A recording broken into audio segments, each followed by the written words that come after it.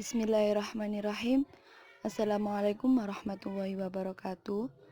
Perkenalkan, kami dari kelompok 6 Program Studi Pendidikan Agama Islam, kelas E. Di sini kita akan menerangkan tentang empirisme. Sebelum kita lanjut ke materi, izinkanlah atau perkenankanlah kita untuk memperkenalkan diri. Oke, langsung saja kita lanjut ke materi. Empirisme. Apa sih empirisme itu? Empirisme adalah suatu aliran dalam filsafat yang menyatakan bahwa semua pengetahuan berasal dari pengalaman manusia. Empirisme menolak anggapan bahwa manusia telah membawa fitrah pengetahuan dalam dirinya ketika dilahirkan. Empirisme secara etimologis berasal dari kata bahasa Inggris empiricism dan experience. Kata-kata ini berakar dari kata bahasa Yunani empiria dan dari kata experit yang berarti berpengalaman dalam, berkenalan dengan, terampil untuk. Empirisme adalah aliran dalam filsafat yang berpandangan bahwa pengetahuan secara keseluruhan atau parsial didasarkan kepada pengalaman yang menggunakan indera. Selanjutnya, secara terminologis terdapat beberapa definisi mengenai empirisme, di antaranya doktrin bahwa sumber seluruh pengetahuan harus dicari dalam pengalaman, pandangan bahwa semua ide merupakan abstraksi yang dibentuk dengan menggabungkan apa yang dialami. Pengalaman inderawi adalah satu-satunya sumber pengetahuan dan bukan akal.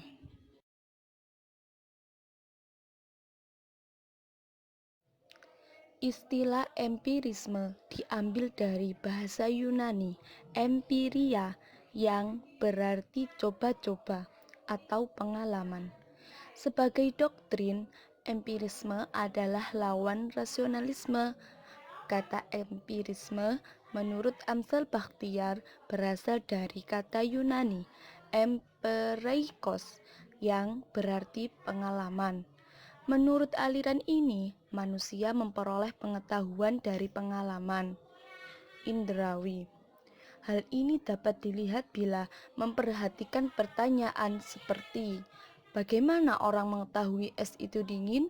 Seorang empiris akan mengatakan, karena saya merasakan hal itu, dan karena seorang ilmuwan telah merasakan seperti itu. Dalam pernyataan tersebut ada 3 unsur yang perlu, yaitu yang mengetahui subjek, yang diketahui objek, dan cara dia mengetahui bahwa es itu dingin. Bagaimana dia mengetahui es itu dingin? Dengan menyentuh langsung lewat alat peraba. Dengan kata lain, seorang empiris akan mengatakan bahwa pengetahuan itu diperoleh lewat pengalaman-pengalaman indrawi yang sesuai. Pengetahuan itu diperoleh dari pengalaman-pengalaman indrawi yang sesuai, dan pengalaman dapat dijadikan sebagai sumber pengetahuan dan bukan rasio.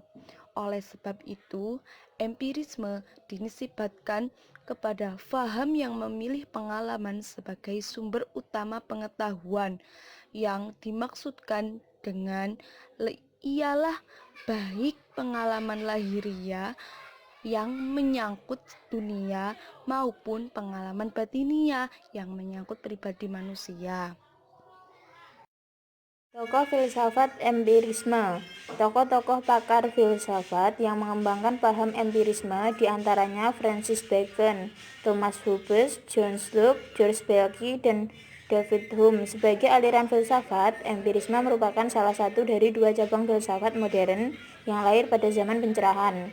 Bertentangan dengan rivalnya, rasionalisme yang menempatkan rasio sebagai sumber utama pengetahuan, empirisme justru lebih pengalaman sebagai sumber utama pengetahuan baik lahiriah maupun batiniah. Berikutnya Francis Bacon tahun 1561 sampai 1626 Masehi. Menurut Francis Bacon, bahwa pengetahuan yang sebenarnya adalah pengetahuan yang diterima orang melalui persentuhan indrawi dengan dunia fakta. Pengalaman merupakan sumber pengetahuan sejati. Kata Bacon selanjutnya, kita sudah terlalu lama dipengaruhi oleh metode deduktif. Dari dogma-dogma diambil kesimpulan, itu tidak benar. Haruslah kita sekarang memperhatikan yang konkret, mengelompokkan, itulah tugas ilmu pengetahuan. Thomas Hobbes tahun 1588 sampai 1679 Masehi. Ia seorang ahli pikir Inggris, lahir di Malmesbury. Pada usia 15 tahun, ia pergi ke Oxford untuk belajar logika skolastik dan fisika, yang ternyata gagal, karena ia tidak berminat sebab gurunya beraliran Aristotelian. Sumbangan yang besar sebagai ahli pikir adalah suatu sistem materialistis yang besar, termasuk juga kehidupan organis dan rohaniah. Dalam bidang kenegaraan, ia mengemukakan teori-teori kontrak sosial. Materialisme yang dianut Hobbes yaitu segala yang bersifat bendawi. Juga diajarkan bahwa segala kejadian adalah gerak yang berlangsung secara keharusan. Berdasarkan pandangan yang demikian, manusia tidak lebih dari suatu bagian alam bendawi yang mengelilinginya. Manusia hidup selama jantungnya tetap bergerak memompa darahnya, dan hidup manusia merupakan gerak anggota-anggota tubuhnya.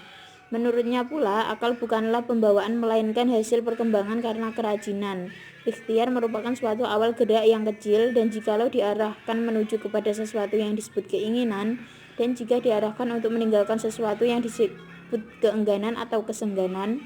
Menurutnya pula, pengalaman adalah keseluruhan atau totalitas pengamatan yang disimpan dalam ingatan dan digabungkan dengan suatu pengamatan yang disiapkan dalam ingatan dan digabungkan dengan suatu pengharapan yang akan masa depan sesuai dengan apa yang telah diamati pada masa lampau. Pendapatnya tentang ilmu filsafat yaitu ilmu pengetahuan yang sifatnya umum, karena filsafat adalah suatu ilmu pengetahuan tentang akibat-akibat atau tentang gejala-gejala yang diperoleh dari sebab-sebabnya. Sasaran filsafat adalah fakta, yaitu untuk mencari sebab-sebabnya. Segala yang ada ditentukan oleh sebab, sedangkan prosesnya sesuai dengan hukum ilmu pasti atau ilmu alam. Menurut Thomas Hobbes berpendapat bahwa pengalaman indrawi sebagai permulaan segala pengetahuan. Hanya sesuatu yang dapat disentuh dengan indralah yang merupakan kebenaran. Pengetahuan intelektual atau rasio tidak lain hanyalah merupakan penggabungan data-data indrawi belaka.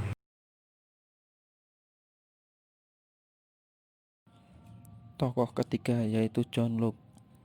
John Locke adalah seorang keturunan dari keluarga yang terlalu memihak pada sebuah parlemen. Dia dilahirkan tepat pada tanggal 29 Agustus 1632 di Warrington dan meninggal di Outes pada tanggal 28 Oktober 1704. Dia berpendapat bahwa segala pengetahuan datangnya dari pengalaman, bukan dari akal.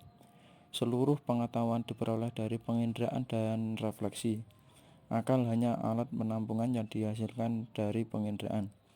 Jadi, kesimpulannya, dia berpendapat bahwa objek pengetahuan timbul karena pengalaman lahiriah atau sensation dan batiniah atau reflection. Dari itulah tiap-tiap pengetahuan terjadi atas kerjasama antara sensation dan reflection. Namun harus dimulai oleh adanya sensation sebab jiwa manusia waktu dilahirkan merupakan yang putih bersih, tabula rasa, tak ada bekal dari siapapun yang merupakan ide bawaan. Filsafat dia fokus pada antithesis pemikiran Descartes yang menyarankan akal budi dan spekulasi abstrak harus menaruh perhatian dan kepercayaan pada pengalaman melalui sebuah panca indera. Panca indera seperti mencium, mendengar, meraba, inilah menjadi dasar bagi lahirnya gagasan-gagasan dan pikiran sederhana. Kemudian diolah dengan tokoh keempat yaitu George Berkeley. Dia lahir pada tanggal 12 Maret 1685 di daerah West Castle, sebuah kota di Irlandia, dan meninggal pada tanggal 14 Januari 1753 di Oxford. Dia berpendapat tentang empirisme, bertolak belakang dengan apa yang dikemukakan oleh John Locke. Dia berpendapat bahwa pengalaman tidak ada substansi material. tapi yang ada hanya pengalaman roh saja. Berkeley mengilustrasikan film yang berada pada layar putih adalah sebuah benda yang real dan hidup. Pengakuannya bahwa aku ialah substansi rohani. Tuhan ialah asal-usul ide yang menunjukkan ide-ide pada kita, dan Tuhanlah yang memutarkan film pada batin kita. Pandangan Berkeley sekilas seperti rasionalisme karena memutlakan sebuah objek. Jika diperhatikan lebih lanjut, pandangan ini termasuk empirisme karena pengetahuan subjek diperoleh lewat pengalaman, bukan prinsip-prinsip dalam rasio, meskipun pengalaman itu adalah pengalaman batin. David Hume 1711 sampai 1776. Hume lahir pada tanggal 7 Mei 1711 di Edinburgh, Inggris, dan meninggal pada tanggal 25 Agustus 1776. Empirisme mendasarkan pengetahuan bersumber pada pengalaman, bukan rasio. Hume memilih pengalaman sebagai sumber pengetahuan. Pengalaman itu bersifat lahiriah yang menyangkut dunia, dan dapat pula bersifat batiniah yang menyangkut pribadi manusia. Pengalaman lebih memberi keyakinan dibandingkan kesimpulan logika atau kemestian sebab akibat. Hukum sebab akibat tidak lain hanya hubungan saling berurutan saja, dan secara konstan terjadi seperti api membuat air mendidih. Dalam api tidak bisa diamati adanya daya aktif yang mendidihkan air. Daya aktif yang disebut hukum kausalitas itu tidak bisa diamati. Dengan demikian, kausalitas tidak bisa digunakan untuk menetapkan suatu peristiwa yang akan datang berdasarkan peristiwa terdahulu.